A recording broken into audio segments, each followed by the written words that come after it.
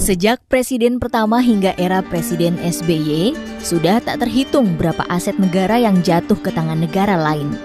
Untungnya, Indonesia memiliki seorang presiden bernama Joko Widodo. Berkat tangan dinginnya, aset-aset tersebut berhasil diambil kembali.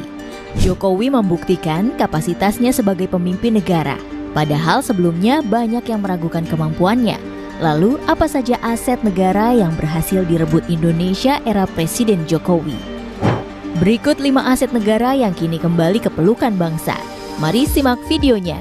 Namun sebelum ke videonya, mari klik subscribe-nya dan nyalakan notifikasinya. 1.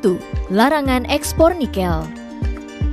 2 tahun yang lalu, Presiden Jokowi menghadiri pertemuan G20 di Roma, Italia. Di sana, ada perwakilan 16 negara yang rencananya akan menandatangani kerjasama rantai pasok global. Jokowi awalnya tertarik untuk ikut dalam kerjasama itu, tapi ia dibuat kaget lantaran salah satu isi kontrak perjanjiannya mengharuskan Indonesia untuk mengekspor bahan mentah. Jokowi pun tidak jadi menandatangani perjanjian tersebut dan membuat anggota forum meninggalkan ruangan, atau dengan kata lain, pertemuan gagal dilanjutkan hanya karena Indonesia tidak ikut dalam kerjasama tersebut. Menurut Presiden Jokowi, pertemuan itu ditunjukkan hanya untuk mengincar kekayaan alam Indonesia saja. Menurutnya lagi, kalau terus mengekspor bahan mentah, kapan Indonesia bisa melakukan hilirisasi, dan ia ingin Indonesia jangan sampai dibodohi oleh negara lain dengan tidak menjadi pengekspor bahan mentah lagi.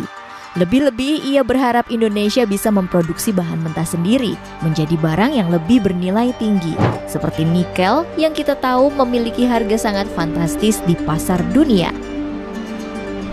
2. Akuisisi saham Freeport. Setelah 50 tahun dikuasai asing, pada tahun 2018, Presiden Jokowi sukses mengambil kembali tambang emas terbesar di dunia, Grasberg, Papua, dari Freeport-McMoRan, Amerika Serikat. Secara jelasnya, Indonesia dengan PT Inalum Persero sebagai perwakilannya berhasil menjadi pemegang saham mayoritas Freeport Indonesia, yaitu sebesar 51%. Keberhasilan Presiden Jokowi ini jelas sangat membanggakan, apalagi di era SBY, upaya akuisisi sempat dilakukan namun gagal di tengah jalan. Belum lagi Presiden Jokowi juga sempat diancam oleh intelijen negara lain akan dijatuhkan dari jabatan hingga ancaman kemerdekaan Papua. Namun hal tersebut tak menggentarkan nyali seorang Jokowi sedikit pun. Hasilnya, kini 70% keuntungan Freeport Indonesia masuk ke kas negara. Padahal sebelumnya, Indonesia hanya mendapat 9% dari keuntungan PT Freeport Indonesia karena Indonesia memang dulu hanya punya 9% saham di PT Freeport. 3. Rebut kembali FIR. September 2022, Jokowi kembali menggebrak. Ia mengumumkan pengambil alihan kontrol ruang udara atau Flight Information Region atau FIR di atas Kepulauan Riau dan Natuna dari Singapura usai melakukan kesepakatan dengan Perdana Menteri Singapura Lee Hsien Loong. Secara otomatis, area FIR Indonesia yang dihandle Jakarta menjadi semakin luas hingga 249.575 km persegi. Menurut Menko Bidang Maritim dan Investasi Luhut Binsar Panjaitan, tujuan utama pengambil alihan FIR agar memperlihatkan bahwa Indonesia sebagai negara yang berdaulat dan bisa mengelola wilayahnya sendiri.